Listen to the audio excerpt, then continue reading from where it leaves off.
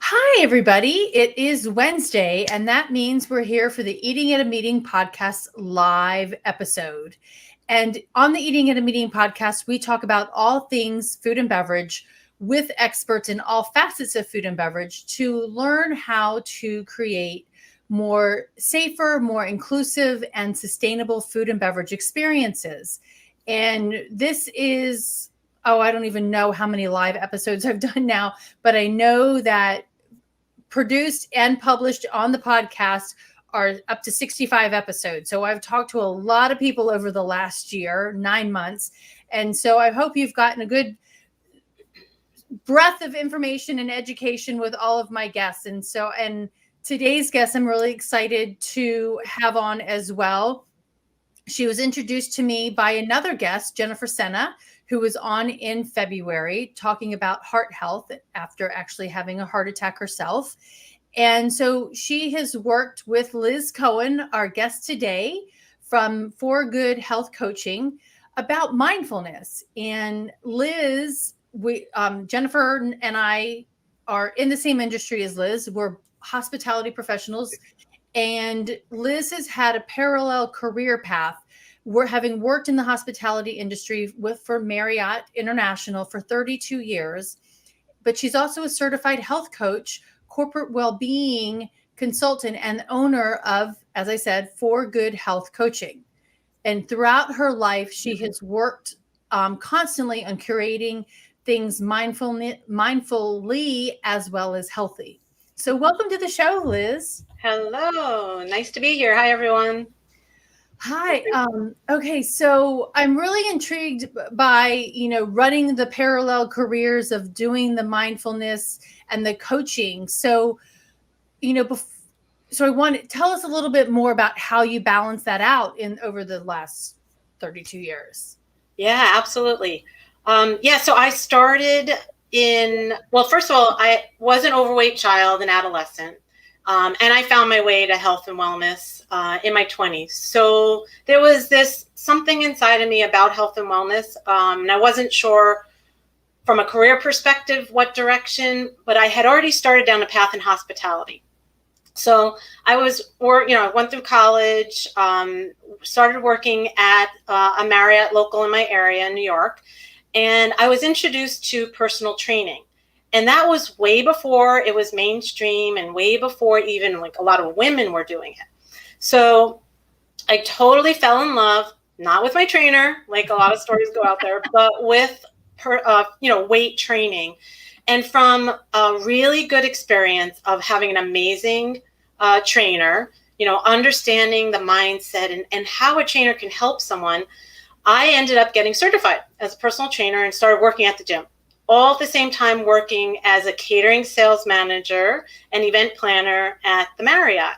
So I've had a lot of experience in food and beverage and events and planning and all of that. And at the same time, I was doing, my personal training.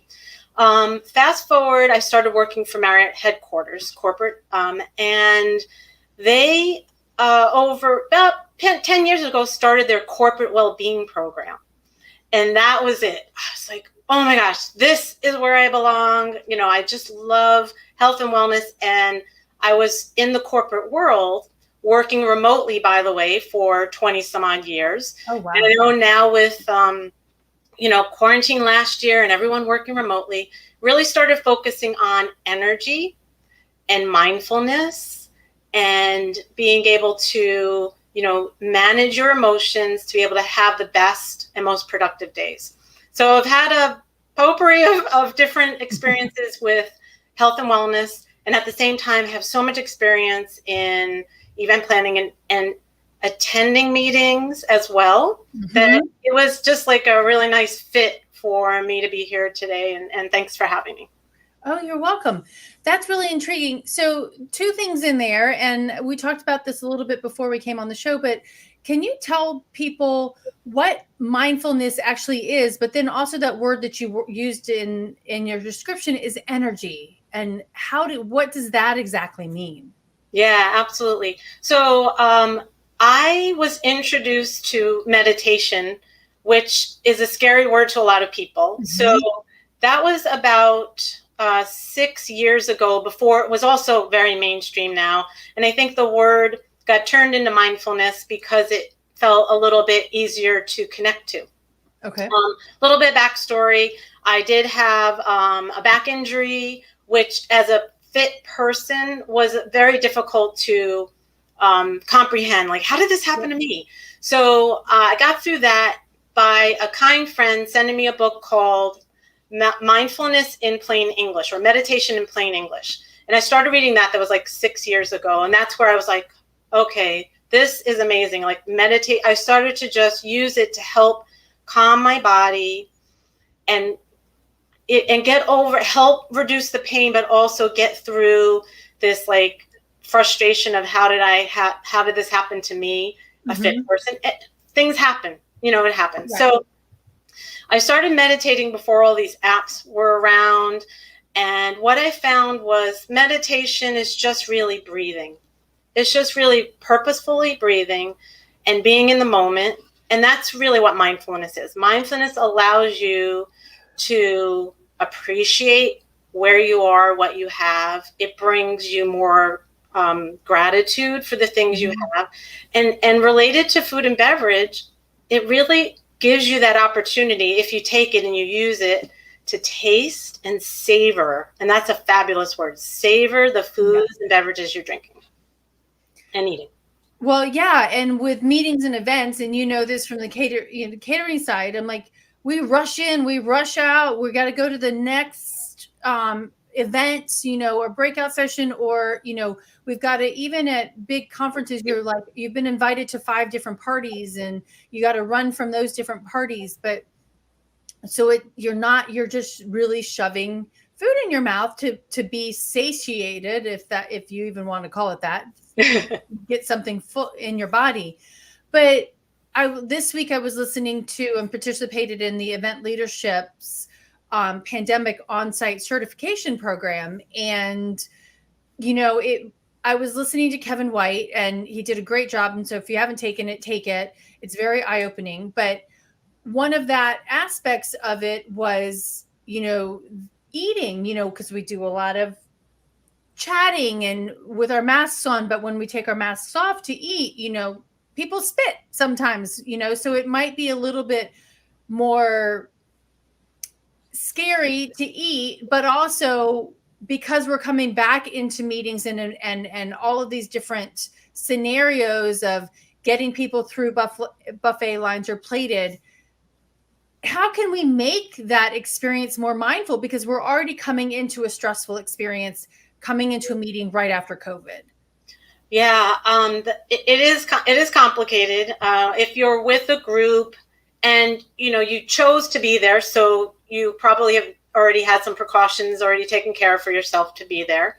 Then I think mindfulness is a lot about breathing and deep breathing. So I would definitely do that either somewhere private or with your mask on. So you can take deep breaths in and deep breaths out, because those are important to let go of whatever stress you have.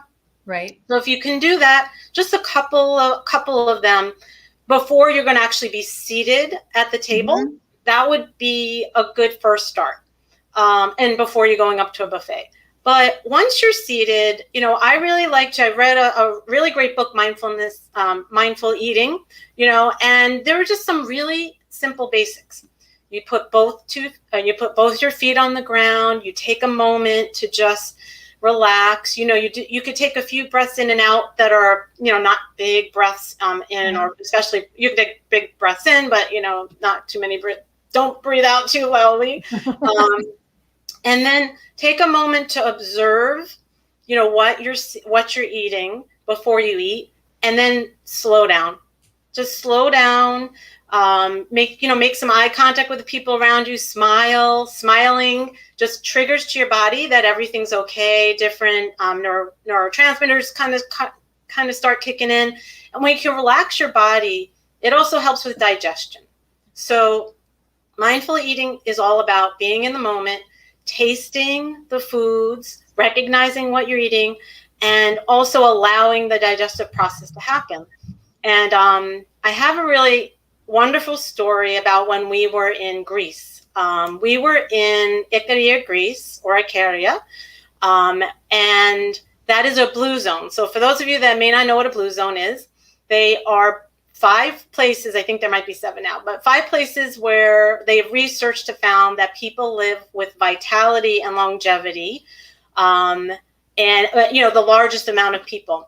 And so we went and we spent an entire week, which was definitely not long enough, but it felt very long, just understanding the culture and enjoying a cooking class, actually. Mm-hmm. And every day we sat outside and enjoyed the foods that were cooked. And this is what we heard. Because everyone was just like, oh my gosh, it was just so amazing. And when you can take a moment to just enjoy the people that are around you, mm-hmm. and keep in mind, these were strangers. Like, right. We became instantly connected through food and beverage within one day. Wow. That shows you the power of what food does and beverage does and how it can connect people. And I think that's really important. And when you were talking, I'm thinking, how a lot of people at events, you might have a priest or a religious figure, say a prayer before you eat. But we could incorporate that into, having a mindfulness person at our events and just saying, okay, let's breathe, sit down, enjoy your meal. We're here. And that's just a different way to look at it. And to do that. Something else came to mind and it escapes me, but I'm sure it'll come back. But yeah, I can add on by saying that is a great idea, that before going into a meeting, like if, I've, like, as I mentioned, I've planned and I have attended probably 1,000 meetings, right. Super large and small. And I think, you're being inundated with information. Mm-hmm. So to have somebody come up after the last speaker before, let's say, lunch break, and just go, okay, everyone, we're just going to relax. We're just going to take a moment to be in the moment, to take in some breaths, and to get ready to enjoy the meal. And then you can even give them some cues of reminders, like, remember, food is delicious, and take a minute to taste what you're eating, and take a moment to recognize who you're around and smile. Just some of those cues. Right. People are so busy and they're just, their phones, and they have to respond, that even though it sounds so basic, sometimes right. It just takes somebody to remind you, exactly. And LA just said, we have the fast food world, and there's an organization that I'm a part of and called Slow Food. And they actually, when the first McDonald's went into the city of Rome, they're like, we need to create this organization to combat that fast food world, to say, let's enjoy and know where our food is coming from and appreciate the people who made it and grew it and a variety of things on that center. And so LA 100% agree with you. And and events epitomize that as well, because we've got these time crunches and even when we're doing, because of COVID, and planners are probably thinking about, and I've even said this in my webinars, is that maybe you need to do timed lunches, like in high school and elementary school. Group A or the red team goes at 11:30 and the blue team goes at 12. That's still another kind of stressful thing to put through that whole thing. So I think coming back to mindfulness in our meetings and giving people that ability to do it is going to be a lot helpful. Yeah, I agree. And for us planners. Well, are you talking about Rome, Italy, and McDonald's? Is that what you're saying? Mm-hmm. Well, I have a quick story. So my husband and I, we travel a lot. We enjoyed Italy, and we were in different parts of rural Italy, and then we did go into Rome. And the minute I saw McDonald's, I was just like, no, this is not right. I was like, this is so sad, But Ellie, she just came up with a great thing too. I love it at events when they bring in the chefs and servers for appreciation. It helps us recognize where our food comes from. LA, I love that. It is so true, because, and actually in my course, Every Meal Matters, I had a food and beverage director on there, and there's a role called the expediter. and who is helping get it from the kitchen, and putting it out. And that person doesn't get any love from us. The servers do, or the CSM does, but those expediters, and maybe even the banquet captain, banquet chef gets love from us, with tips and things like that. But we really do need to appreciate the people who are making the food and delivering it to us. I love that, Ellie. Thank you. Yeah, I can add on. I wanted to add on that mindfulness also leads to appreciation and gratitude. And that's really where Ellie was going. And I've been part of that. I've been part of event planners that have helped plan an event. And with Marriott, which I got to give a shout out to my company for 32 years, amazing, talented people out there with that company.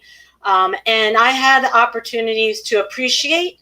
They would walk all of them across the stage, every server, every chef, every catering service person that put together the event. So, we take care of each other. And when it was like an internal event, they would do that. And we would just cheer and give them a standing ovation. And it's fabulous. Right. And I've been in that as well as being the one walking across planning it. So totally agree that it maybe doesn't have to be just for the internal meetings. We do that Marriott to Marriott, but perhaps meeting planners can talk to the catering staff and event staff and just show, hey, we want to show your chef and their staff and the banquet team appreciation. So that's a great idea. Well, and I, in my past corporate life and even in, as a third party, is like your client thanks you, but we have to say, I didn't do this all on my own because, and this is one thing I think our industry, we've been chatting about it a lot through the pandemic, is that we keep what we do to ourselves because we wear black. We hide in the background so that we don't know what we're doing. But all of those people or minions that help us and let our little legs run as fast as we can under the water, we need to support them and say, hey, this is what we do. And this is my team. My team are the servers and the chefs and the AV guys, They work hard. Not just guys, AV people, right? Yeah. People. Yeah. Yes. So I 100% agree with that. So, what benefits have you seen with your clients and with yourself and corporate wise and individually on being mindful and bringing that to the table? Yeah. Personally, as I shared, I started mindfulness about 7 years now. Oh my gosh, 7 years this month. It was when I had my back surgery. And, I definitely remember the moment that I recognized the difference it made in my life, the meditation part and the breathing. And it was probably about 3 or 4 months into it. So it doesn't have to take that long to really see changes. And it can happen almost instantly with just a breathing exercise, but like long term. So may come as a surprise being in the travel industry that I did not like to fly, but I didn't. And so as a flyer, even though I did travel a lot, I was the sweaty palm, stress-induced heart palpitating, especially with landing. And when I traveled with my husband, I would have to like squeeze his hand. Oh, wow. But I faced my fears and I just carried on because, that was the business I was in. Now, of course, totally love travel. My husband and I have actually been to every state in the U.S., 10 countries so far, and we still have plenty of places to go.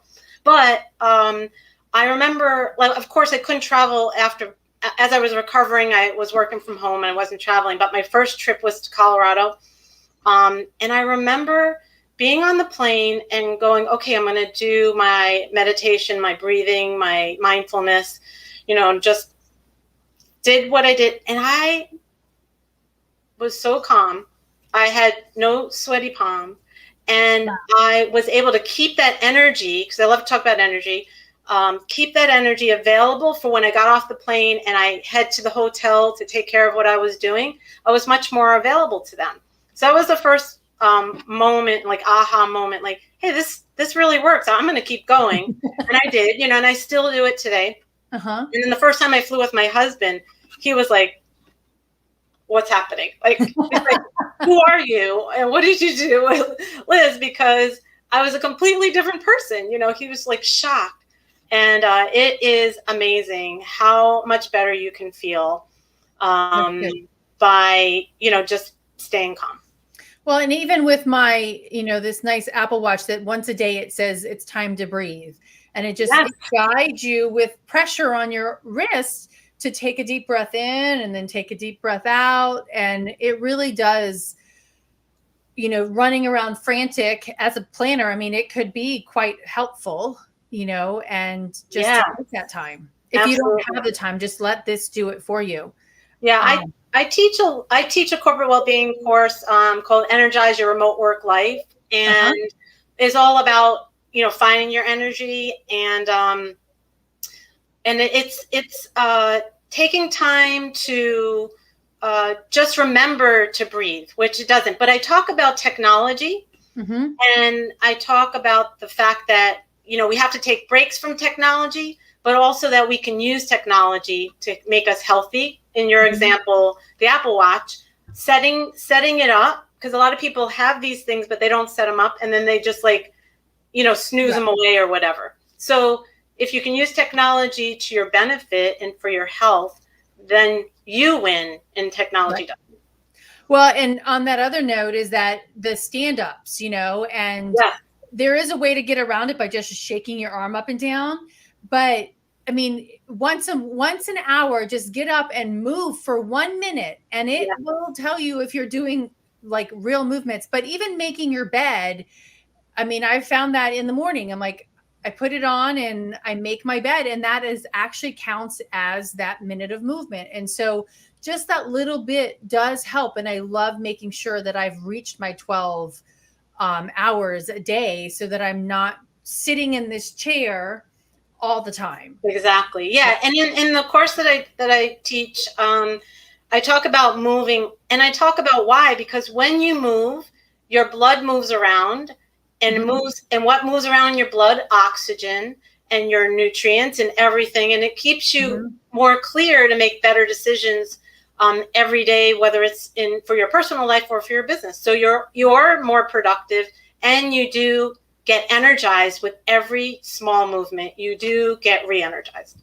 I'm going to do this. One of the things that I do, let's see if I can do this, is Tai Chi. And I took a Tai Chi class in Greenville, and it's just this standing here and flipping, your arms and basically smacking your rear end. But, but I'll get up and do that for a minute, and it loosens up your hips because you've been sitting for so long. And then I also touch the ground with my fingers. But those little things, doing that for a minute is helpful, besides just, getting the walk in as well. I call them recovery breaks. That's what I call them. Oh, I like that. A little recovery break. LA, I do want to point out one other thing that she said here is that IAC, my good friend Mark Cooper, they have a copper skillet competition every single year around the world with all of their venues, and their chefs compete, and they are so good, like you said, at recognizing that culinary team who does make their properties just like blossom and have such good food at those events. So Mark Cooper, keep it up, and all of my IAC friends, you guys are great. So what are some things that a planner could do to incorporate this into their meeting? I mean, IMAX is really good they have a mindfulness room, at every one of their events. And so we can do that, but how can we do that? I mean, besides having somebody breathe, just before a course, any other suggestions that you have for us to incorporate this into our meetings? Well, I mean, from a meeting planner perspective, I think from a meeting planner perspective, working with the people at the hotel or the venue, wherever you are, to definitely have those places of quiet where people can just take a break and just basically be instead of do, is really going to be, I think, appreciated by everyone, because you're just so overstimulated. I know many times that I've been in these meetings, you're just exhausted when you get back to your room and you just want to, or if you're staying at the hotel, or you just need to step outside.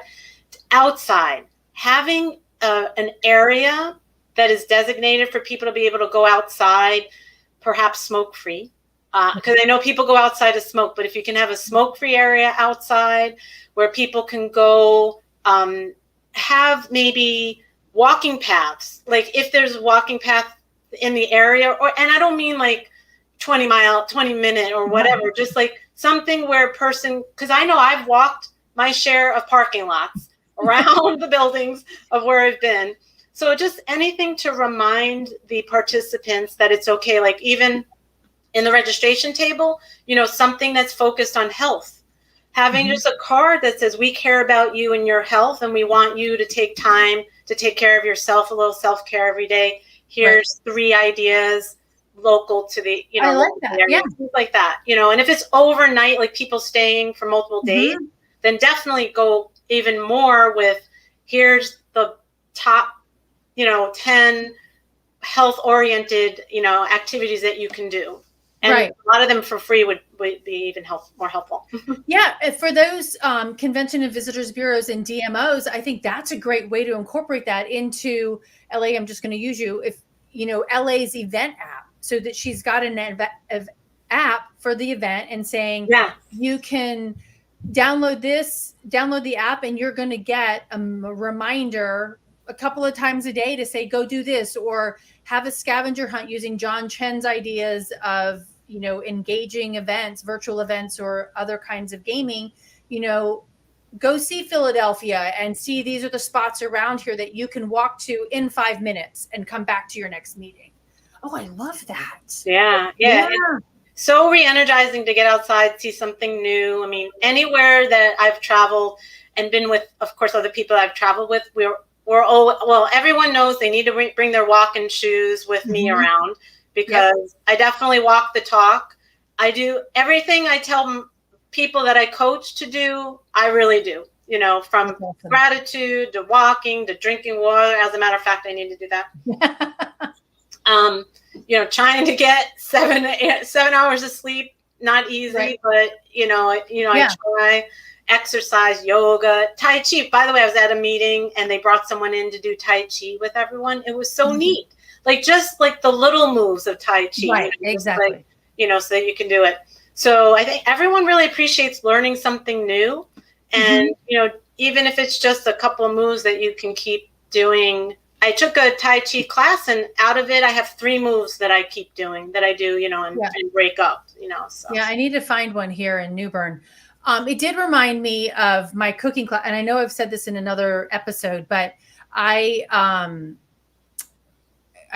going to come to that in a second, but I taught a kids cooking camp in Atlanta, and on Thursdays it was an Iron Chef competition. And so I had 12 kids every single season, and they were all getting frantic. They were like, oh my God, we got to do the chef thing. I'm like, okay, stop. And I actually even did it on Monday before we did it, but I made them stop at 12 o'clock and say, okay, everybody, we're going to take a deep breath in, and we're going to take a deep breath out. And I even had them bend over and release it. And when like on Tuesday or Wednesday or even Thursday, when they were doing their Iron Chef, they're like, Tracy, we got to do our breathing. And so like, even these, 12-year-olds were saying, let's do this. So it is quite helpful. And I actually just started Weight Watchers, down 5.5 pounds. Woohoo!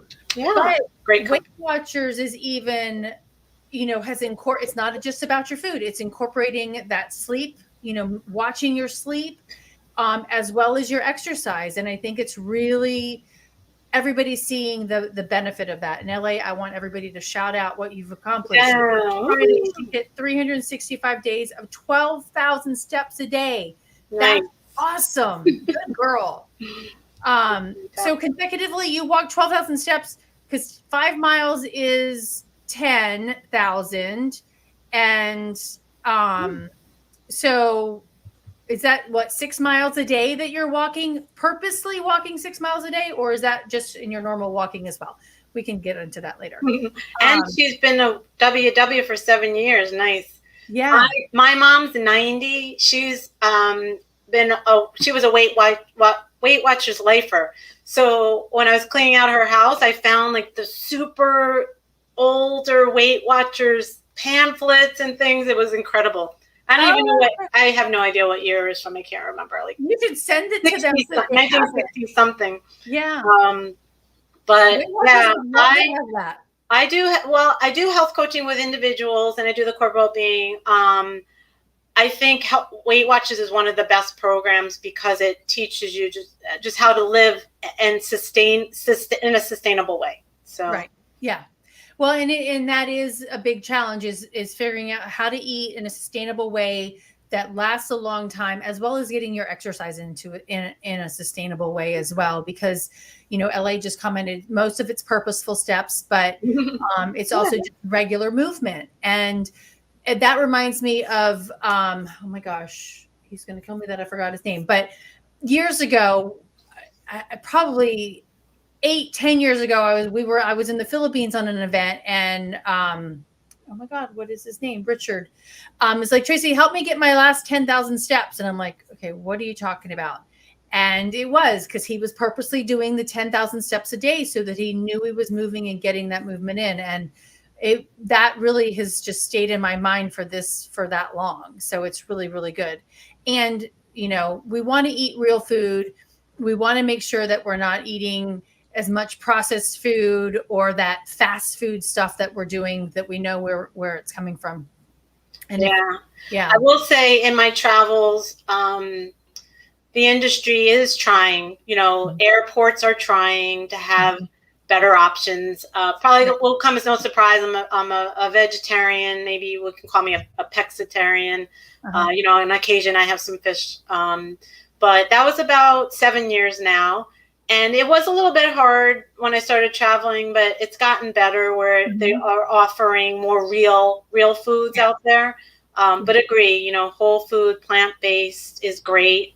And even in the blue zones, that's one of the common denominators across the 5 areas are gardening and then harvesting and eating, the plant-based foods, and meats are special occasion items. Right.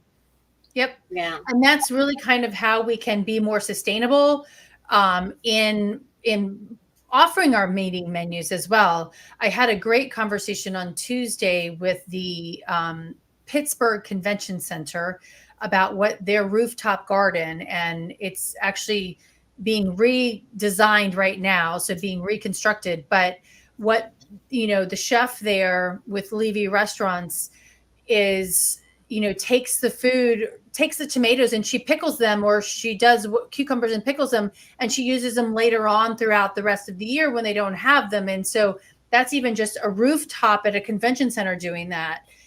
So I think it's just really, but utilizing real food. So I think it's just awesome that what we can do. And you're welcome, LA. Always you can join this conversation. I love it.